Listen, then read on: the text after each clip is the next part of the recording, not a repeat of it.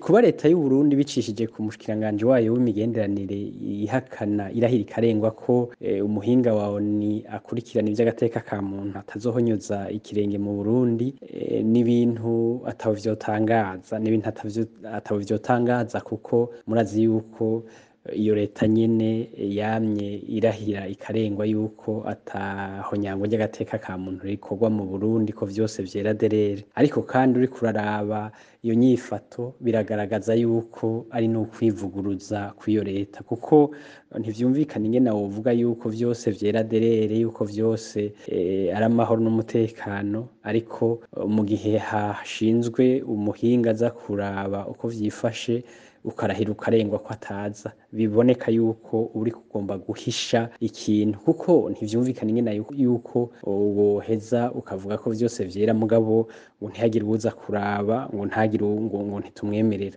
Uca wumva yuko haba arico umuntu aba ariko yiyotsa. Kira noneho uravye ibikorwa mu Burundi si ibintu vyoroshe kunyegeza, abantu baranyuruzwa izuba riva, abantu baricwa ku murango, abantu barafatirwa ubusa bakahohoterwa canke bakarundwa mu busho, ugahura amabohero aruzuye, bamwe uwu munsi basigaye bahirayo. Ivyo rero ntiyoshobora kubihakana canke ngo babironkere insiguro imbere y'umuhinga wabo, nico gituma bagira bati ntihagire n'umwe aza, nibagume hiyo kuko bohava babona ivyo twirirwa turahakana. N'ibintu rero ataho vyotangaza, ariko ni n'ukwivuguruza, n'ukwerekana yuko iyo leta ivyo ivuga n'ivyo ikora bitandukanye.